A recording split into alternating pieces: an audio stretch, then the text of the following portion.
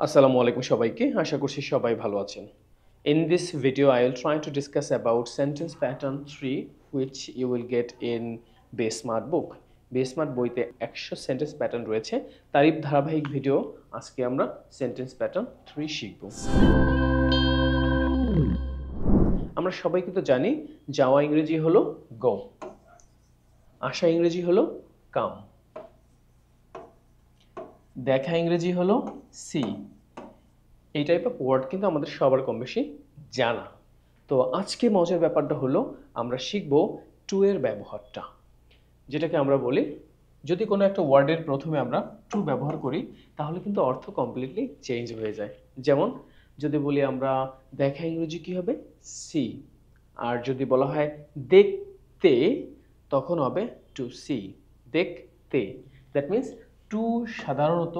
তে অর্থ প্রকাশ করে যখন আমরা বাংলা বাক্যের শেষে তে অর্থ প্রকাশ করি তখন কিন্তু আমরা টু ব্যবহার করি আমি গ্রামারে অনেক বেশি টার্ম নিয়ে আলোচনা করি না কারণ হলো আমি চাই ইংরেজি ভাষাটাকে সহজ করে রিপ্রেজেন্ট করার জন্য আচ্ছা যাওয়া ইংরেজি কি হবে গো তাহলে যেতে টু গো ধানমন্ডি যেতে to go to Dhanmondi lunch করতে টু টেক লাঞ্চ আসতে টু কাম তাহলে এবার আমরা এটার গঠনটা একটু শিখে নিব টু প্লাস ভার্বের বেস ফ্রম কিছু করতে অর্থ প্রকাশ করবে যেমন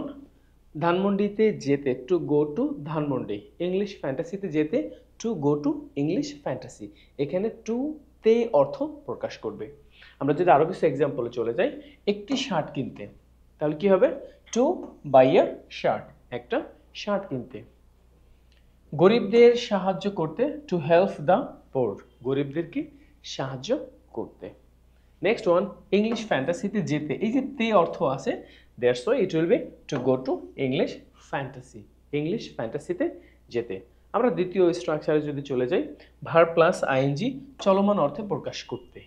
ভার্ব প্লাস আইএনজি চলমান অর্থে প্রকাশ করতে আমরা ব্যবহার করি যেমন বাসায় যাচ্ছি গোয়িং হোম বাসায় যাচ্ছি মজার একটা কথা বলে রাখি এখানে এখানে সেখানে দেশ বিদেশের আগে প্রিপোজিশন টু বসে না এখানে বলতে এখানে আমরা বুঝিয়েছি কাম হিয়ার এখানে কিন্তু প্লিজ কাম টু হিয়ার হবে না যদি বলি সেখানে এখানে সেখানে তাহলে কি হবে গো দেয়ার এখানে কিন্তু গো টু দেয়ার হবে না দেশ বলতে আমরা সাধারণত হোমকে ইন্ডিকেট করি সেক্ষেত্রে হোমের আগে প্রিপোজিশন টু বসবে না তাহলে কি হবে go home I am going home আমি বাসায় যাচ্ছি আর বিদেশ বলতে এখানে আমরা অ্যাব্রোডকে ইন্ডিকেট করি সেক্ষেত্রে হবে আই উইল গো অ্যাব্রোড যদি বলেন I will go to abroad তাহলে বাক্যটা ভুল তাহলে কি হবে I will go abroad Mirpur যাচ্ছি গোয়িং টু মিরপুর একটি ফোন কিনতে যাচ্ছি buying a phone buying a phone একটি ফোন কিনতে যাচ্ছি এটাকে আমরা দুইভাবে বলতে পারি I am going to buy a phone I am going to buy a phone আমি একটা ফোন কিনতে যাচ্ছি তাহলে যদি হয় আমি ইংলিশ ফ্যান্টাসির BaseSmart বইটি কিনতে যাচ্ছি I am going to buy BaseSmart book তো আশা করি আমরা বুঝতে পেরেছি টু প্লাস ভার্বে এক নম্বর ফর্ম আর ভি প্লাস আইএনজি চলমান অর্থে ব্যবহার করি আর টু প্লাস ভার্ব কিছু